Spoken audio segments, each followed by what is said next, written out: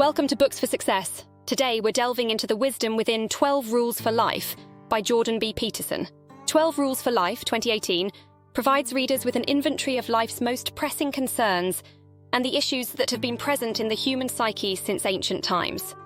Author Jordan B. Peterson has collected some of the most enduring philosophical and religious assertions, as well as the lessons from our most cherished tales, to provide us with 12 guidelines to ensure a life of meaning.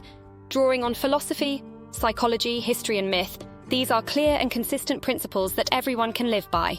Who's it for?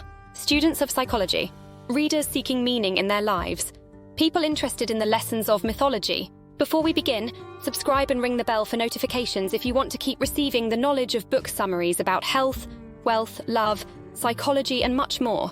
Don't be shy about dropping your book suggestions for us to summarize. Also, you can use this video as an audiobook summary. Let's grow and succeed together. What's in it for me? Get some solid, practical advice to help guide you down the bumpy road of life. In the story of Pinocchio, a little puppet gets his wish. He loses the strings that had been used to control his life and gets the opportunity to be a real, independent boy. But what Pinocchio didn't realize was that this also meant coping with all the dangers of real life, as well as the painful lessons to be learned through honesty, friendship, and family.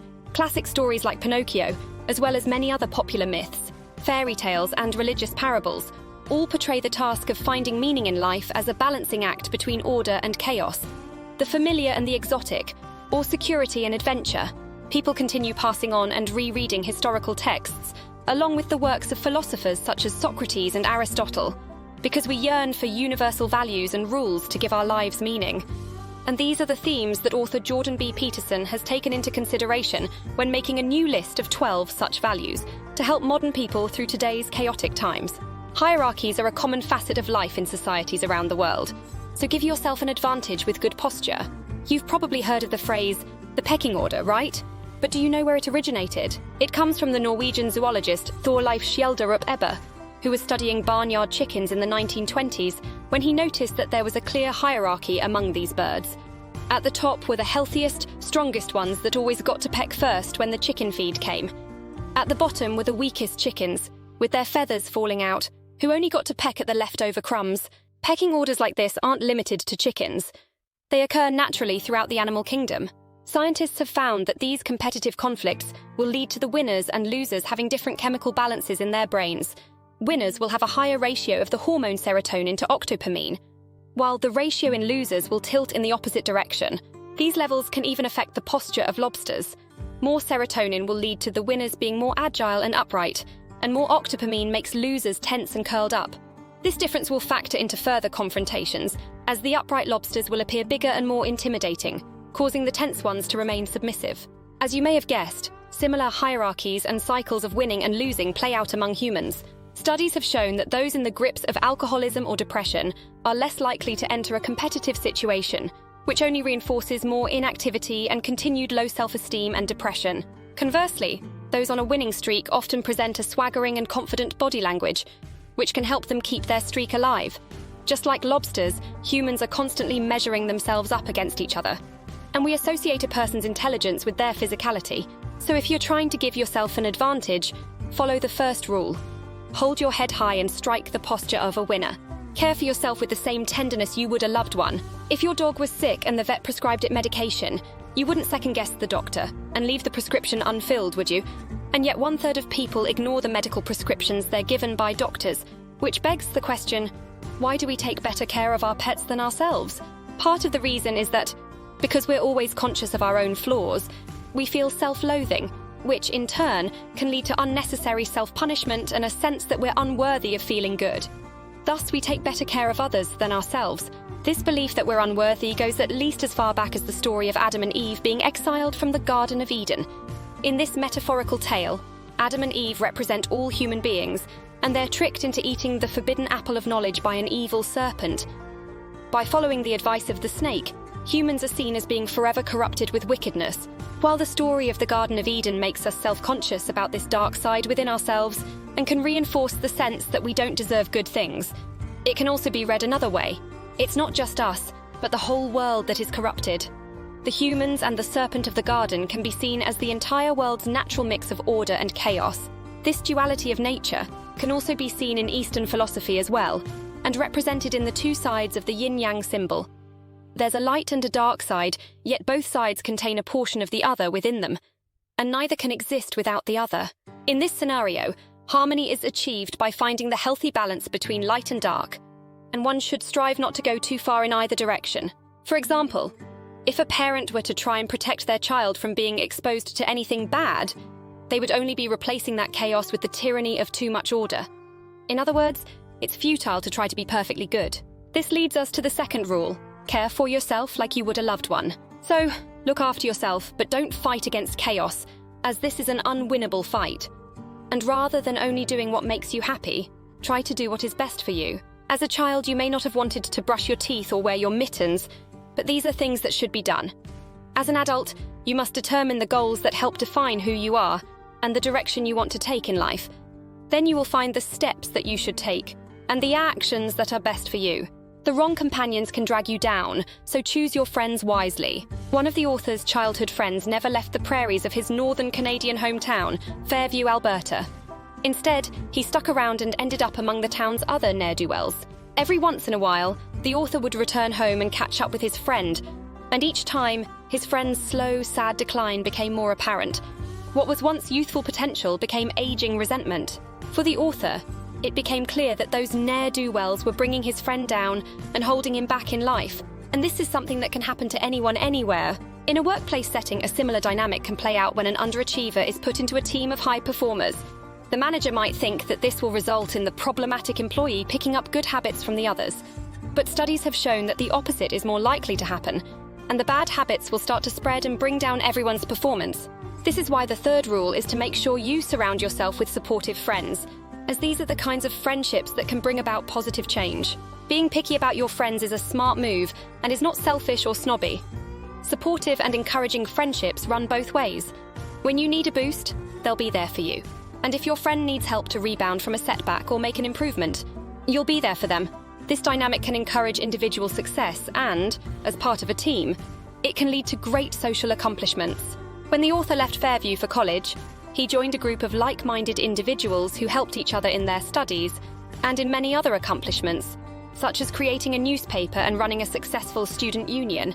You'll know you have good friends when they don't tolerate your wallowing in negativity. They'll want what's best for you, so they'll encourage you to snap out of it and get back on track. Progress is made by comparing yourself to your past achievements, not to others. There used to be such a thing as being a big fish in a small pond, but now, thanks to the internet, even the concept of a small community is a thing of the past. These days, we're all part of a global community, and no matter where you are, there is always someone better than you. This brings us to the issue of self-criticism. Now, it's important to be critical of oneself. If we weren't, then we'd have nothing to strive for. No motivation to better ourselves, and our lives would quickly become meaningless. Luckily, it's a human tendency to always see the present as lacking, and the future as promising much better. There's a reason for this tendency, as it helps us stay motivated to push forward and take action. However, self-criticism can get ugly when it becomes all about comparing ourselves to others. When this happens, we quickly lose sight of our progress. First of all, this leads to thinking in black and white terms. We've either succeeded or failed. This prevents us from seeing the incremental improvements that are often small, but nonetheless important. Comparisons also lead to losing sight of the big picture by focusing on a single aspect of our lives and blowing it out of proportion. For instance, let's say you're reviewing the past year and notice that you weren't as productive at work as some of your peers. You could instantly end up feeling like a total failure. But if you were to zoom out and look at all the aspects of your life, you might realize that you made some real improvements in your family life. This is why the fourth rule is to never compare yourself to others, and to always judge yourself against your own prior accomplishments. Comparing current results to past ones will also keep you moving forward. If you start to think that you're always winning, this is a red flag that you need to do a better job of taking risks and giving yourself challenging goals. When checking in on your progress, think of yourself as a home inspector. This means looking at things from top to bottom and categorizing every problem. Is it a cosmetic or a structural fault?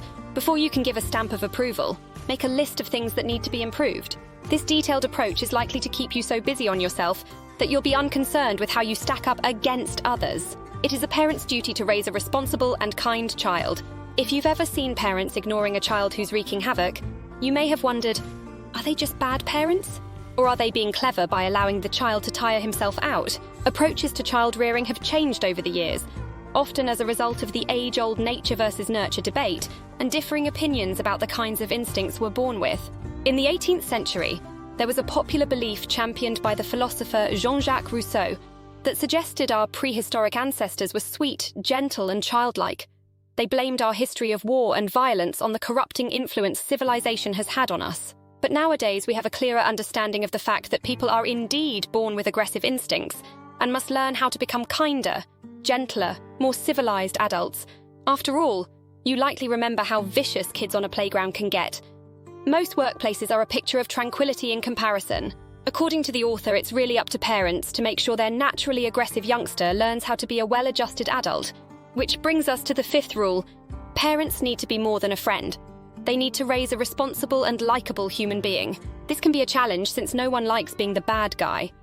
But children are aggressive because they have the natural instinct to push boundaries so they can find out where society's lines are drawn.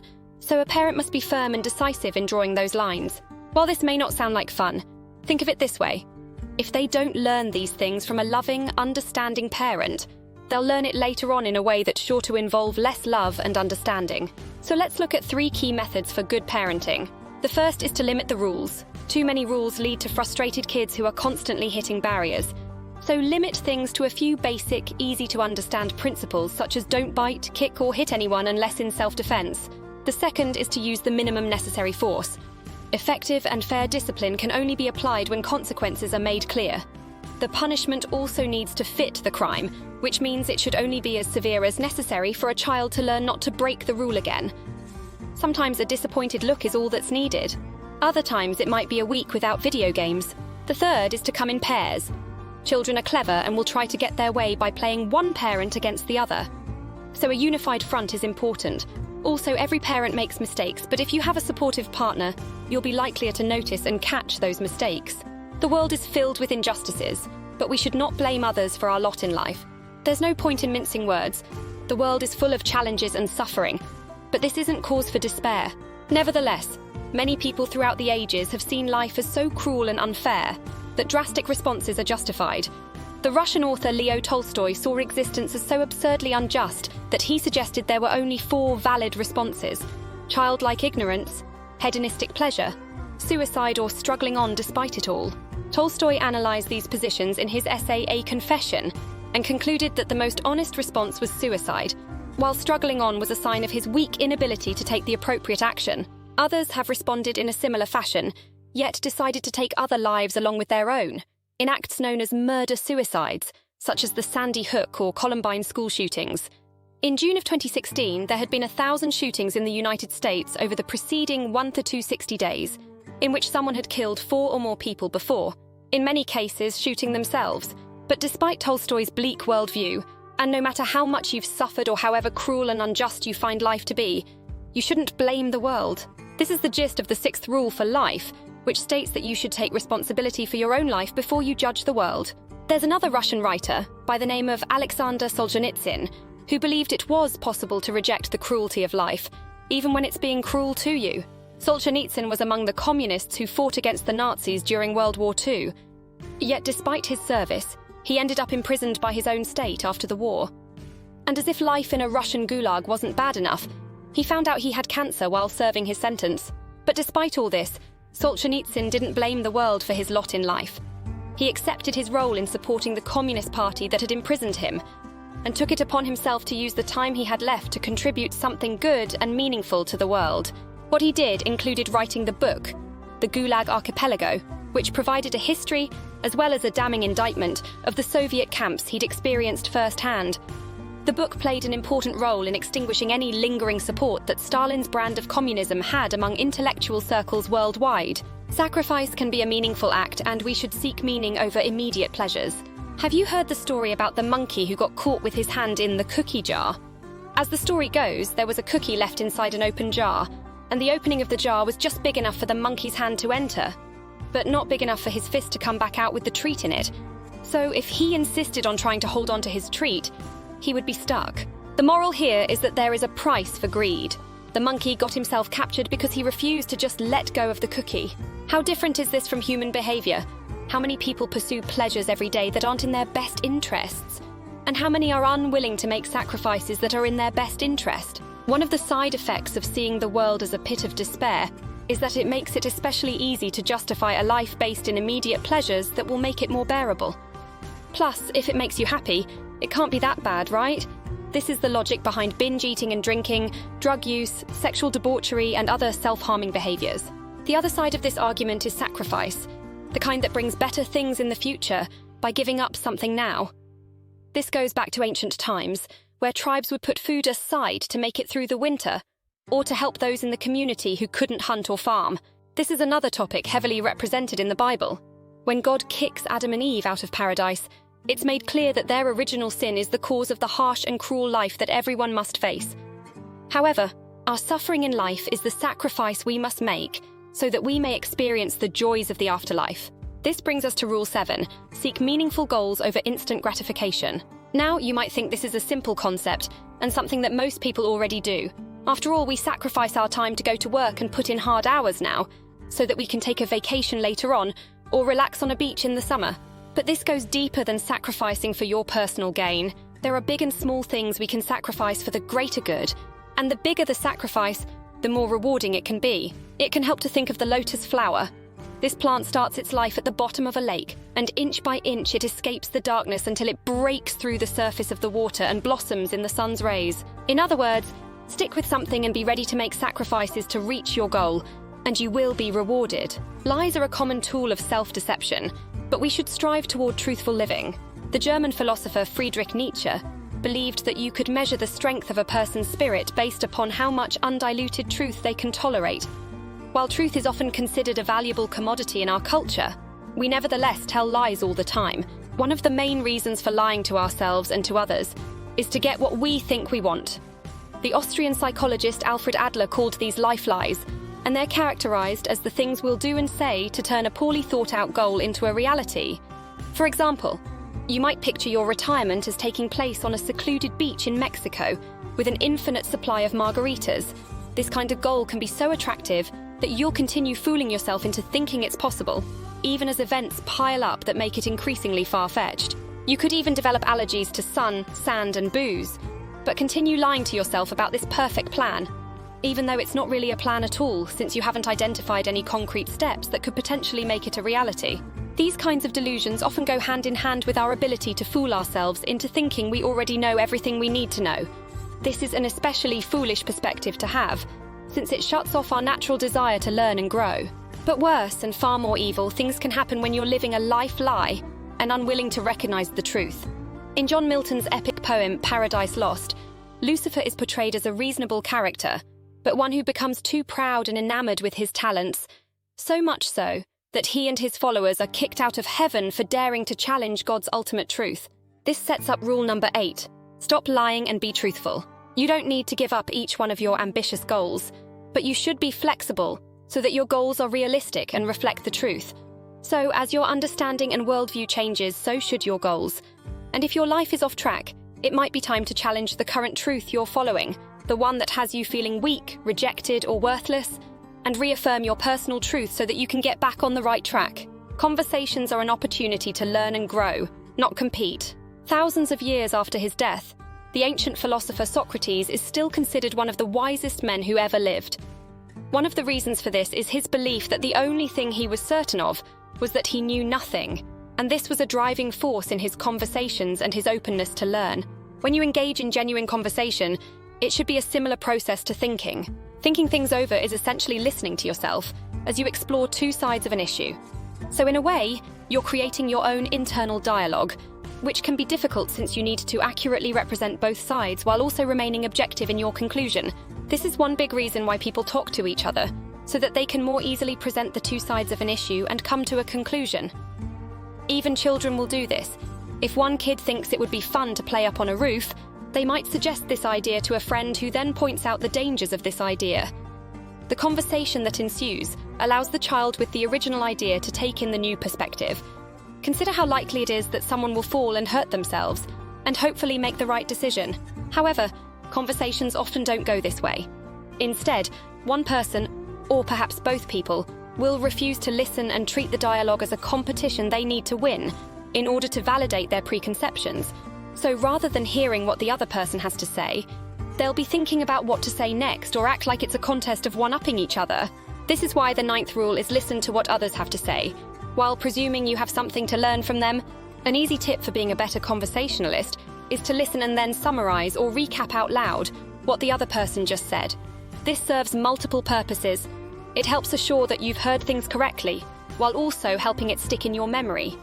It also reduces the likelihood of distorting or oversimplifying details in order to suit your side of the conversation. Sometimes the truth hurts, and it's painful to take in information that means you have to change your ideas and preconceptions. But this is the price you pay as part of the beautiful process of learning and growing. The complexity of life should be confronted with clear and precise language. Life truly is an enormous and complicated tapestry, and yet we tend only to see the isolated parts we need to see. If you're walking along and see an apple on the ground, you probably don't think of the branch, tree, roots and soil that were all connected before it fell. The reason is that we tend only to recognize or pay attention to the things that are either useful to us or stand in our way. The apple catches our attention because it represents food and sustenance, but we don't consider the tree and the soil because they are of no use for satisfying our needs. Of course, we can't be thinking of everything all the time. The world is far too complex for that, so the mind simplifies things and makes it easier for us to get on with our lives. However, every once in a while, something can happen to shatter our conception of the world and make things seem chaotic. This is why Rule 10 is extremely important. Use precise language. How does this help? Well, think of the word car. You know what a car is, right? It's a vehicle that gets you from point A to point B. But when this vehicle breaks down halfway between A and B, do you know the precise ways in which a car works? Can you pop the hood and fix this piece of complex machinery? There's a good chance that when your car breaks down, you feel primal urges to curse, and maybe even kick the car for not being such a simple thing anymore. This is what happens when things get complex and chaotic. So in order to recover, you must re-establish order by clearly and precisely explaining what went wrong. The same thing needs to happen when your body breaks down and you get sick. There could be any number of problems going on, so you need to tell your doctor the precise symptoms. Does your stomach hurt or is it a fever? Did it begin after you ate something? What was it? By being precise, you can restore order and take steps to start feeling better. Precise language can make your relationships run more smoothly as well. Does your partner do something that bugs you, like failing to clean up after themselves? The sooner you're honest and precise with them, the easier life will be. There are bad and oppressive men, but we must avoid suppressing human nature. In George Orwell's The Road to Wigan Pier, the author comes to the conclusion that socialism was attracting defenders in England, not because of sympathy for the harsh conditions facing miners, but out of hatred for the rich and powerful. Today, there are similar attitudes toward the male-dominated leadership known as the patriarchy. One influential source of this hatred for the patriarchy is Max Horkheimer, of the Marxism-based Frankfurt School, a proponent of so-called critical theory. He felt that education and intellectualism should focus on social change and, instead of working to empower women, it should seek to combat and destroy the powerful oppressors in a culture, i.e. the ruling males. Likewise, in humanities courses around the world today, the recommended political action is the dismantling of our macho culture. Everything is about destroying rather than fixing or creating. And according to the author, it has left us with an outrage directed at male behaviour that can tend to be excessively harsh and short-sighted. For example, many male students are regularly confronted with hostile accusations of being part of the patriarchy. But the path of righteous change shouldn't involve treating every man as a potential sex offender. While it's true that many men have behaved deplorably, the author argues that men have also used their naturally aggressive attitudes for good, like engaging in healthy competition, exploring dangerous areas and making much-needed progress. It reminds the author of skateboarders. Outside some of the buildings on the University of Toronto campus, there were amazing skateboarders showing off admirable fearlessness and a willingness to embrace danger. But then city officials decided to prohibit skateboarding on the campus, which brings us to rule number 11. Don't bother young people skateboarding. We can't establish rules that go against the very nature of who we are as people. Our rules should definitely protect us, but they shouldn't do so in a way that suppresses the good qualities in people. We've actually seen a fairly good fictionalized account of what can happen when men are stripped of their masculinity. As the story in Fight Club shows us, aggression can then become the forbidden fruit that manifests itself in fascist tendencies. Another real-world reaction to emasculation is the current resurgence of right-wing politics. The truth is, Women don't want boys to grow up without a chance to learn things for themselves and be independent. He posits that every boy has a mum, and what kind of mum would want to care for a dependent man-child? Life is hard and full of sorrow, so it's important to celebrate the small joys in life. Have you ever had to care for a sick person? It can be one of life's more difficult challenges. The author's daughter has been coping with severe arthritis since she was 6 years old. She has suffered from constant pain, requiring frequent injections and multiple surgeries for joint replacements. If you had a daughter in this situation, you might think life is unfair, but it's important to recognize that the dark bits of pain, suffering and sorrow are what give the good moments their value. Consider Superman. When this character was first introduced, he was hugely popular. But then, the comic book writers kept giving him power after power until he was virtually invincible. Naturally, readers starting to find him super boring. If there is no risk of danger, Superman's victories are hollow. And in the same way, good moments would be meaningless if we didn't have to fight through difficulties and suffering to reach them. This is why it's important to follow Rule 12. Make the best out of even the smallest joys that life offers. By following this rule, you'll be sure to embrace life and appreciate every good thing that comes your way. You'll also be sure to see yourself through the tough times, even when they're prolonged. After years of pain and discomfort, the author's daughter eventually found a new physiotherapist who helped her find greater mobility, a fair amount of normality, and a lot less pain. There may be further complications down the road, but they're both happy to enjoy the improvements for as long as they last. This is the best attitude to have. It's the kind that makes you take your time to stop and pet a cat when you cross one on the sidewalk. Remember, there is no day without the darkness of night, just as there's no order without chaos. There is suffering in life, but it's also what gives meaning to our perseverance and makes the moments of peace so rewarding. Final summary. Navigating through life is a constant struggle filled with trials and tribulations, and if there's any guarantee in life, it's that there will likely be more troubles around the corner. But there is also beauty and joy to be found, however fleeting these moments may be. All you can do is try your best, be honest and truthful, and avoid being selfish and prideful. It's also important to take responsibility for your own lot in life, and not blame the world or others for your shortcomings. Ultimately, it is only you who can improve your life. Actionable advice. Ask yourself, how was I wrong? You may not like the answer, but this is a way to keep improving and stay truthful. By asking yourself this question on a regular basis, you'll be able to enjoy the satisfaction of making progress every day as you keep striving to be a better human being. Thanks for being part of our insightful voyage. If our summary piqued your interest, we encourage you to dive into the complete book for a deeper understanding. Don't forget to like this video, subscribe for more content if you're new here, and share it with others who might find it valuable. Keep on reading, discovering, and advancing until our next adventure.